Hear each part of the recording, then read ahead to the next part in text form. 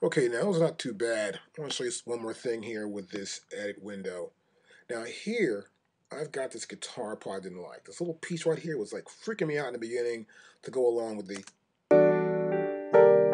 little piano part that comes in. I want to make sure it's like nice and clean in the front. So what I did, I chopped this piece up, left it there, I just muted it. So in case later on I may want to go back and analyze it, I may want to try and pitch change that part, which you might do later on. But right now I left it in there. So more about the edit later on. And there we go.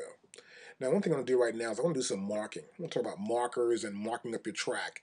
You want to know where the verse is, the chorus, the bridge, the pre-bridge, a part you want to fix, maybe a part you want to get rid of later on. We're going to mark up the session where we are.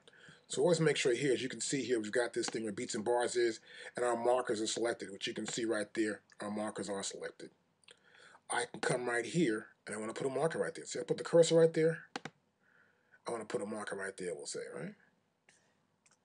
So I go to here, the marker window. I want to pull up markers. And they're right here. Marker. Memory location. See that right there? Perfect.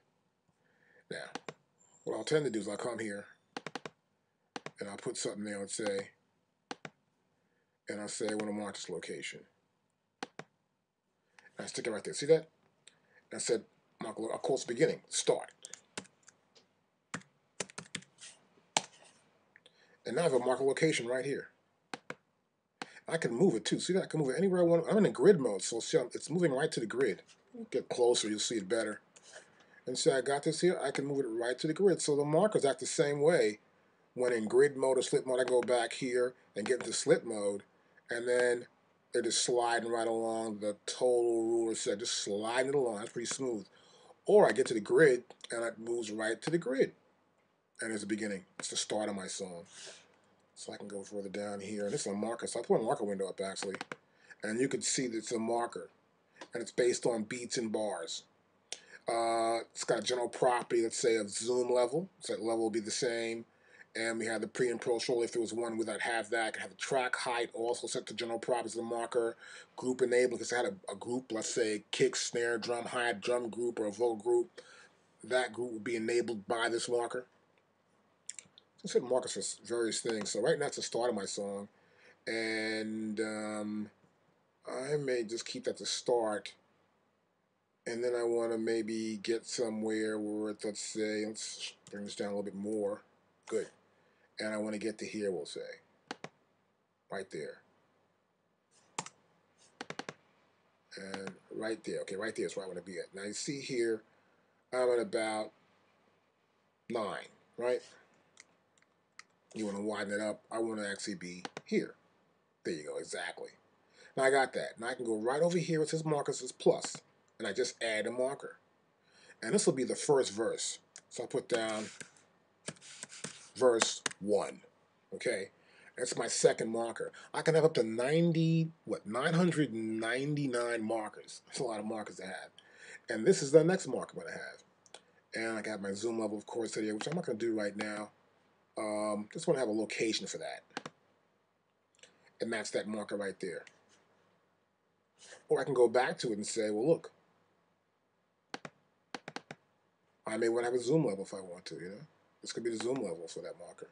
And I'll press, okay, that's a zoom level. And I'll go back to here, and I'll say, okay, this is marker 1. I click there. That's marker 1. And see, the zoom level set right back to where it was at. I can bring it down to here, and I'm saying, okay, what's marker 2? Let's see, the first verse is right here. Bam. See that?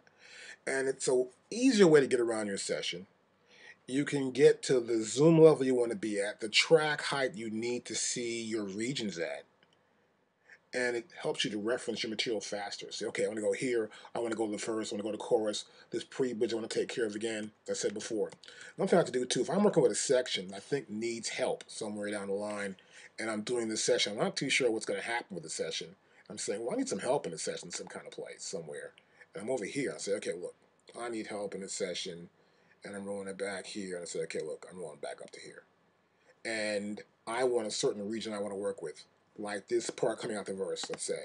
I want to go to here and put the beat back in. Let's take the solos off. I put my beat back in.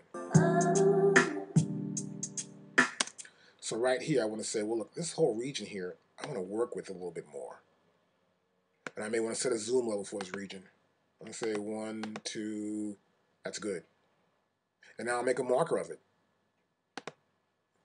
And this is going to be a selection marker with a pre-post roll if I want to have it, track heights, everything is here. And I'll go, yeah, that's what I want to keep. And so if I go back to here, let's say, and let's say I'm going to do the selection tool rather, and go to here, and I'm here, and I'm doing something. And so I'm going to go back to that section again.